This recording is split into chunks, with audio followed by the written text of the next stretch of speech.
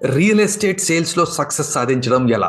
మీరు ఒక real estate లో సేల్స్ ఏజెంట్ అయినా, సేల్స్ లీడర్ అయినా, డెవలపర్ అయినా, బిల్డర్ అయినా, బిజినెస్ ఓనర్ అయినా సరే, బేసిక్ కాన్సెప్టే చెప్తానండి. చాలా వీడియోస్ చేయబోతున్నాను. అందులో రియల్ ఎస్టేట్ సేల్స్ లో సక్సెస్. నేను రియల్ ఎస్టేట్ సేల్స్ అనగానే ఇది రియల్ ఎస్టేట్ కి మాత్రమే కాదండి. మీరు సేల్స్ లో ఏ రంగంలో ఉన్నా మీరు సక్సెస్ సాధించేదానికి పనికొచ్చేటటువంటి 2 విషయాలు ఇక్కడ షేర్ చేయబోతున్నాను. మొదటి విషయం, మీరు దయచేసి గుర్తుపెట్టుకోండి, సేల్స్ లో మీరు సేల్స్ పర్సన్ లేకపోతే సేల్స్ లీడరో సేల్స్ ఏజెంటో అయినప్పటికీ కూడా మీరు ఒక ప్రాబ్లం సాల్వర్. మిమ్మల్ని మీరు ఒక ప్రాబ్లం సాల్వర్ గా మీరు చూసుకోవడం అనేది మీ దృక్పథం ఏమిటి అంటే, నేను సేల్స్ మెన్ ని కాదు, నేను ఒక సేల్స్ ఏజెంట్ ని మాత్రమే కాదు, నేను ఒక సేల్స్ లీడర్ ని మాత్రమే కాదు, నేను ఒక ప్రాబ్లం సాల్వర్ ని అని మిమ్మల్ని మీరు ఎప్పుడైతే ఈ అప్గ్రేడెడ్ ఐడెంటిటీ అంటే మీరు ఒక ప్రాబ్లం సాల్వర్గా మిమ్మల్ని మీరు చూడటం మొదలు పెడతారో అప్పుడు మీరు మీ యొక్క క్లయింట్తో మీరు ఫుల్గా కనెక్ట్ అవ్వగలరు. ఎందుకు?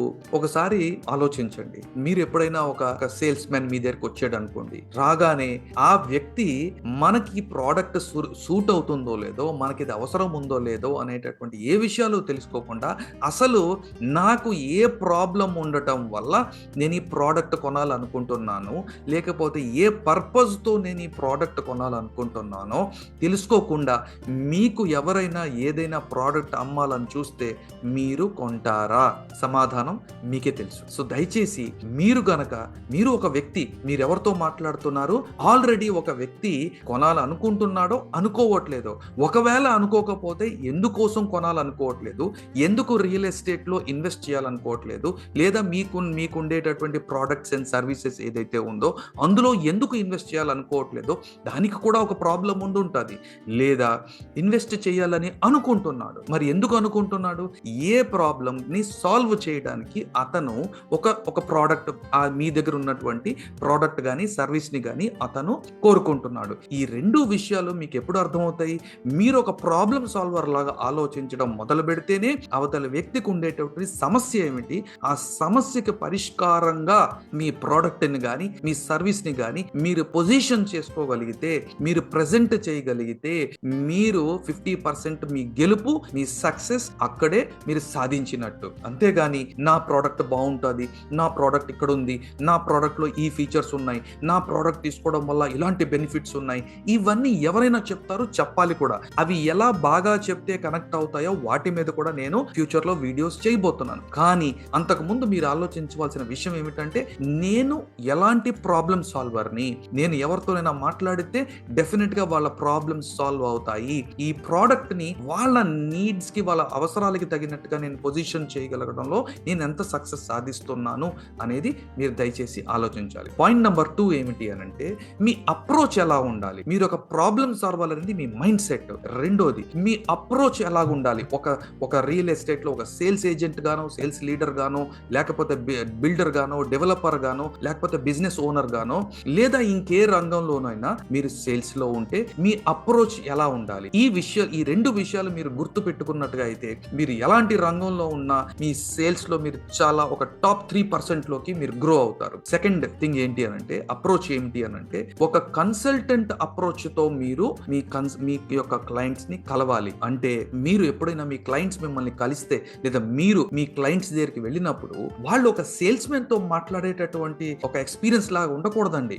మీ దగ్గరికి ఎవరైనా వచ్చి ఈ ప్రోడక్ట్ కొంటారా, ఈ ప్రోడక్ట్ మీరు కొనకపోతే అమ్మో నా ఇన్సెంటివ్స్ దీని మీద డిపెండ్ అయి ఉన్నాయి, లేకపోతే నేను దీని మీద ఆధారపడి ఉన్నాను, నా జీవితం దీని మీద ఆధారపడి ఉంది అనేటువంటి ఒక నీడీనెస్ తో మీరు వెళ్ళారనుకోండి, ఆబ్వియస్లీ మీరు ఏదో ఒకటి అమ్మడానికి వచ్చారు అనేటటువంటి ఒక ఎక్స్పీరియన్స్ వెళ్తుంది. కానీ అవతల వ్యక్తి మీ ప్రోడక్ట్ బాగుందని కొనట్లేదండి, మీ ప్రోడక్ట్ అతని అవసరాలకి సూట్ అవుతుంది కాబట్టి, అతని కోరికలకు సూట్ అవుతుంది కాబట్టి, అతని కలలు సాకారం కావాలంటే మీ ప్రోడక్ట్ అతను కొనాలి కాబట్టి, అతని నీడ్ ఉంది కాబట్టి అతను కొంటున్నాడు తప్ప మీరు బాగా చెప్పారనో, మీ ప్రోడక్ట్ బాగుందనో కాదండి. కానీ మీరు ప్రోడక్ట్ ని బాగా పొజిషన్ చేయలేకపోతే, ప్రెజెంట్ చేయలేకపోతే కూడా సేల్స్ ని కోల్పోవచ్చు, అది డిఫరెంట్ విషయం. కానీ ప్రోడక్ట్ కొనే కస్టమర్ మాత్రం ఈ ప్రోడక్ట్ అతని యొక్క నీడ్ కి సెట్ అయింది. మరి ఈ నీడ్ కి సెట్ చేసే బాధ్యత ఎవరిది? సగం బాధ్యత కస్టమర్ది అయితే సగం బాధ్యత ఈ sales agent the, sales leader the, ఈ సేల్స్ పర్సన్ ది కూడాను. సో మీరు గనక ఆ వ్యక్తి అయితే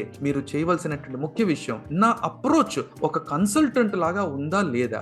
ఒక కన్సల్టెంట్ ఏం చేస్తారు, ముందు అతని దగ్గరికి వచ్చిన వాళ్ళకి వాళ్ళు ఎందుకు కొనాలనుకుంటున్నారు, ఎందుకు ఇన్వెస్ట్ చేయాలనుకుంటున్నారు, ఎలా చేయాలనుకుంటున్నారు, వాళ్ళు ఎలాంటి ఎక్స్పీరియన్స్ ని కోరుకుంటున్నారు, ఇవన్నీ కూడా ఎలాంటి పెయిన్ పాయింట్స్ నుంచి వాళ్ళు ఎస్కేప్ అవ్వాలని చూస్తున్నారు, ఈ ప్రోడక్ట్ ఎవరి కోసం కొంటున్నారు, వాళ్ళ వయసు ఎంత, వాళ్ళ డ్రీమ్స్ ఏంటి, వాళ్ళ విజన్ ఏంటి, వాళ్ళు ఎంత సంపాదిస్తున్నారు, ఫ్యూచర్ లో ఏం చేయాలనుకుంటున్నారు, ఇవన్నీ మీరు తెలుసుకోగలిగితే అప్పుడు మీరు ఒక కన్సల్టెంట్ లాగా, సార్ మీరు ఇది చెప్పారు, మీరు ఇది చెప్పారు, మీరు ఇది చెప్పారు, ఇవన్నీ అవసరాలకి తగినటువంటి ప్రోడక్ట్ ని నేను మీకు చూపిస్తాను అని చెప్పారు అనుకోండి, 100% మీ అప్రోచ్ అనేది ఒక కన్సల్టేటివ్ అప్రోచ్. ఒక కన్సల్టెంట్, మీరు ఒక డాక్టర్ దగ్గరికి వెళ్ళారనుకోండి, మీరు వెళ్ళగానే డాక్టర్ ప్రిస్క్రిప్షన్ మీద మెడిసిన్స్ రాసేస్తారండి, రాయరండి. మీ సమస్య ఏమిటో ముందు తెలుసుకుంటారు. ఆ తెలుసుకున్న తర్వాత మీకు ఇతర సమస్యలు ఏమైనా ఉన్నాయా అని కనుక్కుంటారు. మీ ఇతర సమస్యలు కూడా ఏమైనా ఉన్నట్టుగా అయితే వాటికి ఎటువంటి నెగటివ్ ప్రభావం కలగకుండా మీకు మెడిసిన్స్ రాస్తారు. ఇది కాకుండా